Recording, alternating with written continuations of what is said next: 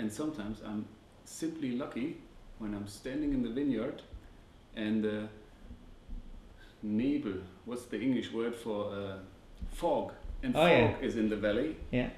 And then the fog clears up and the sun is shining on me, and I'm standing on the steep vineyard looking in the valley, and the sun is shining on the Mosel River, and that's one of the lucky moments when my wife is next to me, maybe 1 or 2 children are with me. That's very nice. A big hello to you here in Riedel on the Mosel, where I love to make wine. As you can see, it's a beautiful place here, and I'm doing my wine here in these steep vineyards. These steep vineyards have some special conditions for the Riesling wines.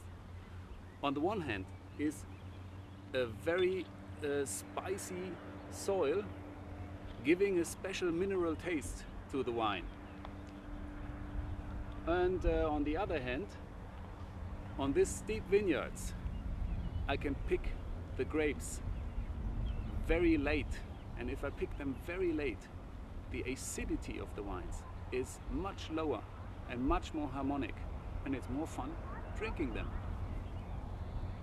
Well, this is my winery. It's a family business, and we also offer guest rooms, because drinking and driving is not too good. So after people try the wine, they can have a bed here. And there's also a vacation flat, which is very nice. There's other lucky moments when the fermentation of the wine in the winter is finished, and the yeast, it looks like it's not clear, the wine. There's still yeast in it. It is a bit yellow-brown, and then the yeast slowly goes down, and the first moment when you go to the tank and take a sip from the new wine and you try the new wine, it's a very interesting moment, and the wine tells you very much. You do all that work to the grapes and to the vineyards, and then you get the first sip of the new wine. This is very nice. Here you can see the wine cellar. I want to ripe all wines as natural as possible. So I have tidy steel tanks, and the hand-picked grapes from every vineyard come to an own tank.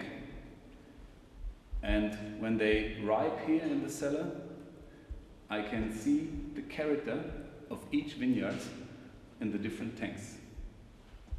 Also, it's very nice in spring. You have the new wines. For example, this is spring 2011, and the 2010 wines.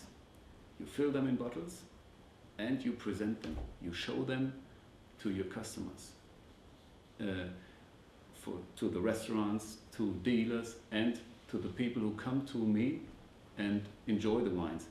And I get a direct feedback from the people who drink the wine, and it's a very nice moment when they say, "This is great, this is very nice, this gives good emotion, this gives good feelings to us, it's a nice taste."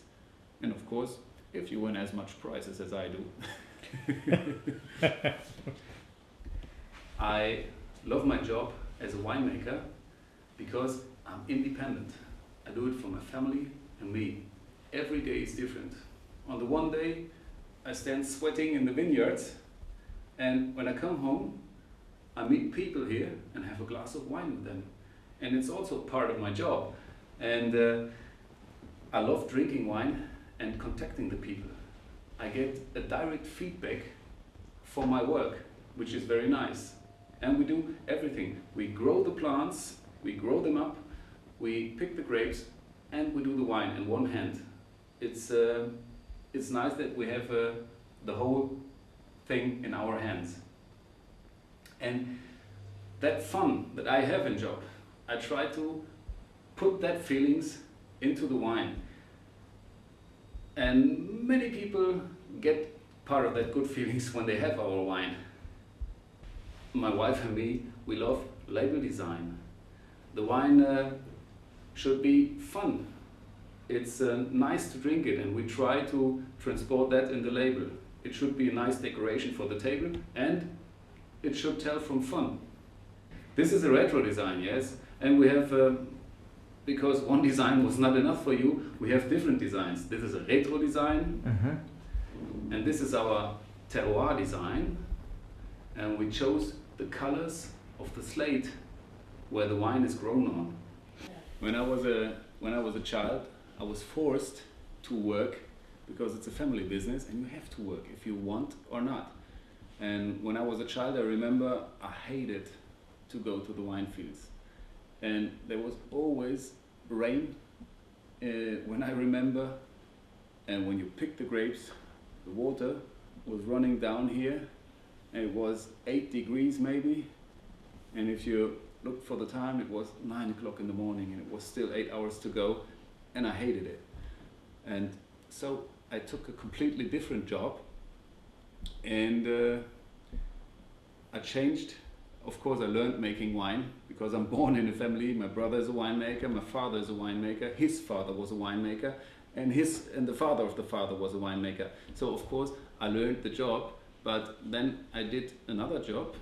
And when my father was 65 in 2003, he hurt his arm, and he cannot move his arm for 6 months. And I said, okay, Dad, I'm pausing my job and I help you as long as your arm is hurt and I do the work. And it was a very good coincidence because my dad and me, we were loving each other and we worked very good together. And as soon as I put my foot into the wine field, the sun was growing and we had nice weather. In 2003, my father let me do all the winemaking. He trusted me and he overgave me the winemaking and all the wines were perfect.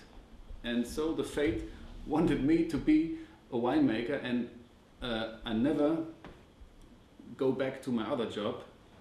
Since 2003, I overtook the business and I'm a very lucky man.